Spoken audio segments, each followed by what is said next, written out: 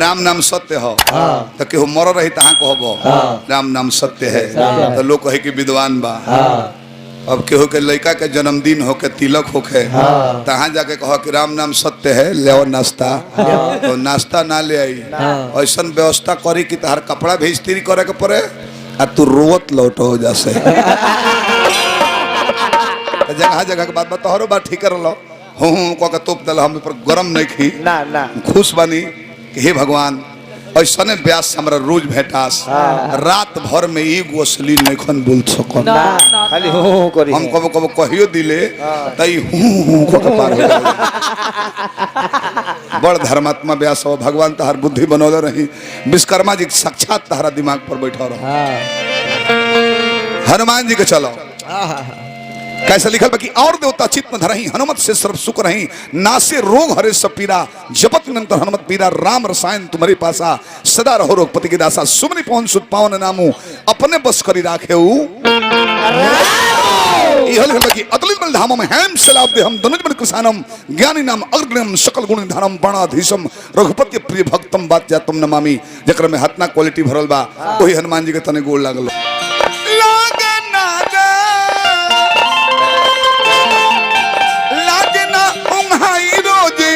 लागना उंघाई रोज सुती तकिया लेके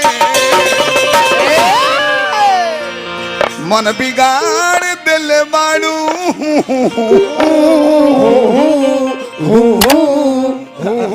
ऐसा कभी हम ना देखेंगे सही कहले हाँ अच्छा तू का मन जानल कि खराब बा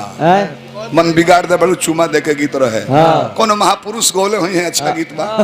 माने चुमा के तू अश्लील बुझल का ये अश्लील ना हो चुमा महतारी अपना बेटा के दे ली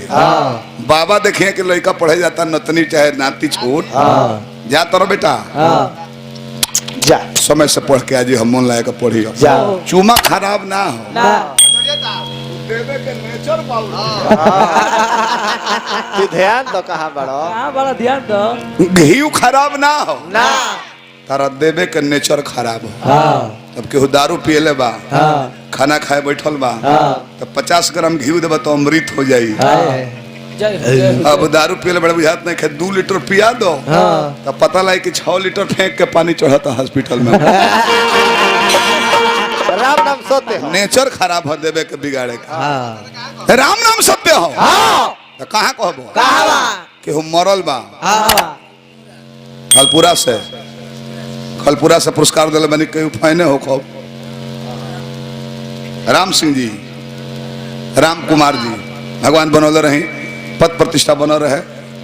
यह शुभकामना करब वैसे तो हमारा फागू बा कहत नहीं हो फागू बाबा कीर्तन सम्राट व्यास भजन गावत रहे पैसा दिहल ठीक हो